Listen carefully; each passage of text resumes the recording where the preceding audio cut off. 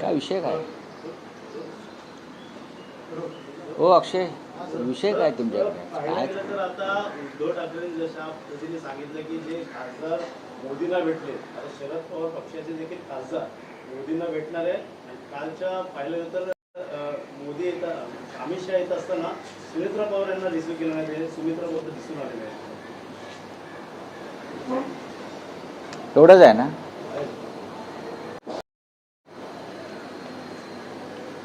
शिवसेना पक्षप्रमुख उद्धव ठाकरे यांनी काल पत्रकार परिषद घेऊन पंतप्रधान नरेंद्र मोदी हे अप्रत्यक्षपणे न्यायव्यवस्थेवर म्हणजे सुप्रीम कोर्टावरती खासदार किंवा पक्षफुटी संदर्भात जो खटला सुरू आहे त्याबाबत सुप्रीम कोर्टावरती अप्रत्यक्ष दबाव आणतात. याविषयी त्यांनी काल एक भूमिका ठामपणे मांडली आणि ती भूमिका चुकीची नाही आहे. 4 वर्ष प्रलंबित असलेल्या खटल्याची सुनावणी आत्ता सुरू झाली पक्ष आणि चिन्हाबाबत. हे जे ठाण्याचे टिकोजीराव आहेत बरं का, त्यांना परस्पर पक्ष दिला निवडणूक आयोगाने. विधिमंडळातले आमदार सोडून गेले म्हणून आता विधिमंडळातला एक पक्ष वेगळा आहे आणि मूळ पक्ष वेगळा. मूळ पक्षाचे प्रमुख हे शिवसेना पक्षप्रमुख उद्धव ठाकरे आहेत आणि तो पक्ष बाळासाहेब ठाकरेंनी माननीय उद्धव ठाकरे यांच्याकडे सोपवलेला आहे आणि आम्ही सगळे मूळ पक्षाबरोबर काम करतो आहोत. विधिमंडळातले 2-5 आमदार फुटले म्हणून पक्षाची मालकी एखादा आयऱ्या गैऱ्याकडे कशी जाऊ शकते? तरी आमदार फोडले, आता खासदार फोडले आणि फुटलेले खासदार म्हणजे मी तर काल म्हणालो की देशाच्या प्रधानमंत्र्यांच्या निवासस्थानी केटरिंग सर्व्हिस उघडलेली आहे. गद्दाराने यावाने खाऊन जावं. तुम्हाला गद्दारांना जेवणावळी घालायला वेळ आहे. तृणमूलच्या, आम आदमी पार्टीच्या, शिवसेनेच्या. पण संसदेमध्ये 16 दिवस झाले विरोधी पक्ष तुम्ही येण्याची मागणी करतोय संसदेत, तिकडे तुम्ही येऊ शकत नाही.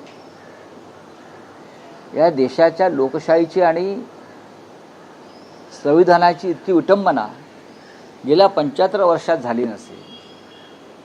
6 खासदारांना तुम्ही बोलवलं, ढोकळा, फाफडा, जिलेबी खायला घातली असं खासदार बाहेरून सांगतात. त्यातल्या एका खासदाराला जिलेबी भरवत होतो, खाओ खाओ. हे का ह्याला प्रधानमंत्र्याचं काम आहे का? तुम्ही गद्दारांना बोलवता त्यांच्यावर आहे अपात्रतेचा. तुम्ही न्यायालयाला एक दबाव टाकताय, बघा मी यांच्या पाठीशी आहे. पण संविधान नरेंद्र मोदीपेक्षा मोठं आहे, लक्षात घ्या. या देशाची घटना ही मोदींपेक्षा मोठी आहे आणि सुप्रीम कोर्टसुद्धा मोदींपेक्षा मोठं आहे. आम्हाला खात्री आहे ते निष्पक्ष न्याय देतील. आम्हाला संविधानानुसार न्याय पाहिजे, हे उद्धवजींचं म्हणणं बरोबर आहे. आम्हाला मेहरबानी नको आहे किंवा न्याय विकत नको आहे. हा पहिला विषय. दुसरा विषय तुम्ही काय सांगताय? काय शरद पवारांच्या पक्षाची आपल्याकडे आतली खबर? हो मग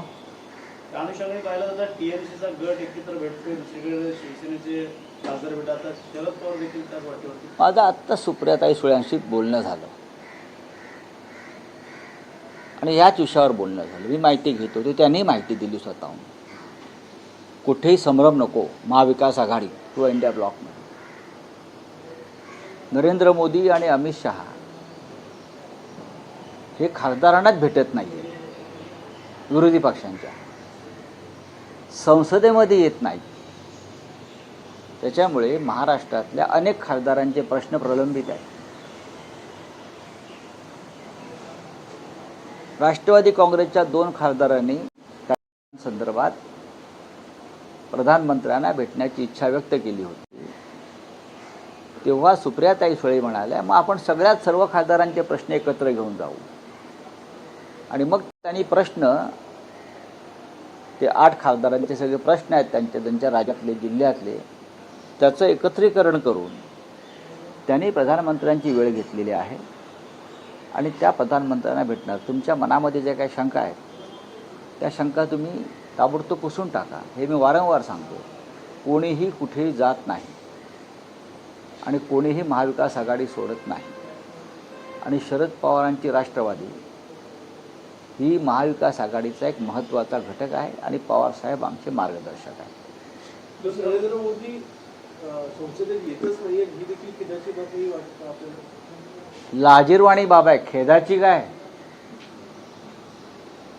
देशाचे गृहमंत्री आणि देशाचे पंतप्रधान संसदेच्या सभागृहात येत नाही. त्यांनी नेहरूंच्या चारित्र्याची पारायणं केली पाहिजेत की संसदीय परंपरा कशा जपाव्यात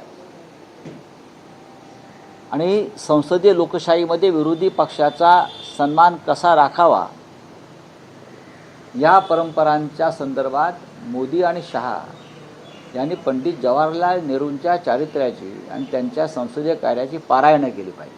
एवढंच मी सांगेन. प्रशांत किशोर यांनी खरं सुनेत्रा पवार यांची भेट घेतलेली होती. त्याच्यानंतर अमित शहा जे आहेत ते मुंबईत आलेले होते. एअरपोर्टवरती सुद्धा सुनेत्रा पवार जे आहेत ते बैठकीला सुद्धा गैरहजर. म्हणजे महाविकास, मला त्यातलं काय माहीत नाही. तसं काय तुमच्या डोक्यात असेल. बघा, हा मुळात हे सगळे पक्ष जे आहेत महायुतीमध्ये खडा वगैरे पडला आहे. कसले खडे? हे धोंडे आहेत सगळे. खडे कसले? हे मुळात हे दोन्ही पक्ष जे आहेत, शिंदेंचा पक्ष आणि अजित पवारांचा पक्ष, या पक्षाची मालकी अमित शहाकडे आहे.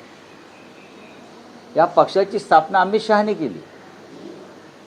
त्याच्यामुळे ते आले नाहीत, गेले नाहीत काय, हे सगळे सूत्रधार अमित शहा आहेत त्या पक्षांचे. या पक्षाचा मालकी हक्क शिंदे गटाचा आणि अजित पवार गटांचा, अजूनही तो अजित पवार गट म्हणून ओळखला जातो. हे दोन्ही पक्ष किंवा गट हे अमित शहाने स्थापन केलेले आहेत. पण लवकरच मिंद्यांचा गट हा एकतर भाजपात विलीन होईल किंवा त्यांना दुसऱ्या पक्षात विलीन व्हावं लागेल. कारण सुप्रीम कोर्टामध्ये जो खटला सुरू आहे आणि त्या संदर्भात जे आमचं संविधान सांगताय ते शेड्यूल, त्यानुसार त्यांना भारतीय जनता पक्षामध्ये विलीन व्हावं लागेल. पक्षाचं अस्तित्व लवकरच संपणार आहे. गटाचं, पक्ष नाही गटाचं. बोलिये. आता अभि सांगतो ना. आणि दुसरा असं आहे की आता माझ्याकडे आमच्या नाशिकचे प्रमुख लोक आलेत. केशवराव पोरजे आलेत, जे आमचे जे महापालिकेतले शिवसेनेचे गटनेते आहेत बाहेर. आमचे नगरसेवक आलेले आहेत, योगेश भोर. नाशिकमधले खड्डे जे आहेत, या खड्ड्यांमुळे रोज लोक जखमी होत आहेत. रोज 5-25 लोक जखमी होत आहेत. अजूनही नाशिक हे मुख्यमंत्र्यांचं दत्तक शहर आहे आणि त्यांचे चंपतराय गिरीश महाजन हे आता तिकडे प्रमुख आहेत. पण अजूनही रस्त्याची कामं पूर्ण होऊ शकली नाहीत. काल आमचे सगळे नगरसेवक केशव पोरजे यांच्या नेतृत्वाखाली सभागृहात गेले, हाताला बँडेज, डोक्याला बँडेज बांधून प्रातिनिधिक स्वरूपात, की आता तरी प्रशासनाचं लक्ष जाऊ द्या आणि रस्त्यांचे खड्डे दुरुस्त करायचं काम करा. पण अजूनही सगळे रस्ते ना कसे पूर्ण रस्ते अजूनही काम व्यवस्थित खड्डे भरण्याचं किंवा रस्ते करण्याचं सुरू झालेलं नाही. आणि त्या संदर्भातलं एक मोठं आंदोलन लवकरच शिवसेना नाशिकमध्ये करणार आहे. ते आंदोलन इतकं मोठं असेल की महाराष्ट्रातले खड्डे त्या आंदोलनामुळे भरले जातील. मुख्यमंत्री, या राज्याचे मुख्यमंत्री देवेंद्र फडणवीस हे नाशिकसारखं शहर दत्तक घेतात. 2दा मुख्यमंत्री झाले, अजूनही ते त्यांचंच दत्तक विधान आहे. नाशिकला जातात, हेलिकॉप्टरने उतरतात, कधी विमानानं जातात. लोकांनी कसा प्रवास करायचा? लोकांनी मरायचं खड्ड्यात पडून, जखमी व्हायचं. हजारभर लोक गंभीर स्वरूपाचे जखमी झालेले. 4 लोकांचा मृत्यू झाला, 6 लोकांचा मृत्यू झाला. त्या सामन्यानं अग्रलेख पण लिहिलेला होता आम्ही. लोक मृत्यू पावले, 5-6 जण कोमात आहेत. योगेश बरोबर ना? 5-6 जण कोमात आहेत. याचं गांभीर्य तुम्हाला नाही. त्या राज्याच्या मुख्यमंत्र्यांना, राज्याच्या उपमुख्यमंत्र्यांना, त्या जिल्ह्याच्या पालकमंत्र्यांना फक्त ठेकेदारी सुरू आहे. आता कुंभमेळा आला, ठेकेदारीचीच कामं चालू आहेत ना. त्या साधू संतांनी खड्ड्यात पडायचं आहे का तिकडल्या? जे साधू संत, जे आखाडे येणार आहेत, शंकराचार्य येणार आहेत, त्यांना त्या तुम्ही खड्ड्यातून प्रवास करायला लावणार आहात का? हिंदुत्व खड्ड्यात घालताय का? आणि त्यासाठी नाशिकचे सगळे प्रमुख लोक आता आले आणि दणका देणार आम्ही. छगन भुजबळांना आमंत्रण करणार काय आंदोलनामध्ये? तर त्यांनी पण आंदोलन उचललेला त्या संदर्भात. हे आंदोलन सरकार विरोधी आहे, सरकारचा नाकारतीपणा विरुद्ध आहे. महापालिकेचे जे प्रशासन आहे, महापालिकेचे जे आयुक्त आहेत किंवा कुंभमेळा आयुक्त, नवीन त्याचं एक पद निर्माण झालं आहे, आणि मुख्य म्हणजे चंपतराय भाजपचे, गिरीश महाजन, हे त्यांच्या विरुद्धचं आंदोलन आहे. नाशिकची कशी लूट केली, पैसा हिशोब आम्हाला मागावा लागेल. आता कुठे गेला पैसा? हा बोलिए आप. मुंबई गोवा महामार्गाचा प्रश्न आहे, स्वतः राज ठाकरे भड़काया गया था, हाँ? गुमराह किया गया था. धर्मेंद्र प्रधान ने कहा है कि जयंती को ये भटकाया गया था, गुमराह किया गया था. किस तरह से आप देखते हो? ये धर्मेंद्र जो प्रधान जी है, कहाँ से रिसर्च करके आते हैं? अगर भड़काया गया था तो भड़काने वाला आप ही है ना. जैन जी भड़क गए आपकी वजह से. जिस प्रकार से आपने एजुकेशन मंत्रालय चलाया, नीट के पेपर लीक हो गए, बार बार एग्जाम पोस्टपोन किया गया, तो लोग भड़क ही जाएंगे बच्चे. आप जिम्मेदार है. क्या भड़काया गया? देखो बार बार कोई ये बीजेपी का, आरएसएस के लोग बोलता है जैन जी देशद्रोही है, ये बोलता है उनको भड़काया गया. बीजेपी के लोग बोलता है जैन जी टुकड़े टुकड़े गैंग है. एक बार बैठकर एक मीटिंग लीजिए आप लोग, धर्मेंद्र प्रधान जी, फिर प्रधानमंत्री मोदी जी, फिर उनके राष्ट्रीय अध्यक्ष नितिन नवीन जी, आरएसएस के प्रमुख, एक बार सब बैठ लीजिए परिवार और तय कर लीजिए जैन जी के बारे में, युवाओं के बारे में उनकी क्या राय है. टुकड़े टुकड़े गैंग है, वो बच्चे राष्ट्रभक्त है, बच्चे भटक गए हैं, बच्चों को भड़काया गया है, बच्चों का इस्तेमाल किया है. एक बार तय कर लीजिए और फिर सामने आइए, अलग अलग बात मत करिए.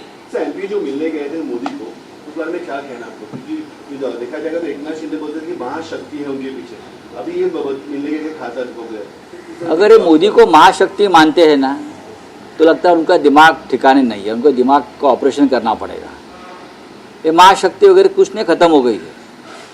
6 गद्दार लोग मिलने गए, जिनके खिलाफ सुप्रीम कोर्ट में एक केस चल रही है डिस्क्वालिफिकेशन की. उसके बाद यहाँ सुप्रीम कोर्ट में पार्टी का सिंबल और पार्टी के स्वामित्व के बारे में केस चल रही है. अगर मोदी जी उनको मिलते हैं ऐसे गद्दारों को और कहते हैं कि मैं तुम्हारे साथ हूँ, चिंता मत करो, डरो मत, उसका मतलब है इनडायरेक्टली वो सुप्रीम कोर्ट पर प्रेशर लाना चाहता है. वो सुप्रीम कोर्ट को मैसेज देना चाहते हैं, मैं गद्दारों के साथ खड़ा हूँ, इसलिए आप उस तरह से आपका निर्णय देना. ये इनडायरेक्टली प्रेशर टैक्टिस है सुप्रीम कोर्ट के ऊपर और एक गलत है. मोदी जी किसको सपोर्ट कर रहे? गद्दारों को. संविधान के खिलाफ मोदी की ये कृति है. चलो थँक्यू. आरएसएसच्या कार्यक्रमामध्ये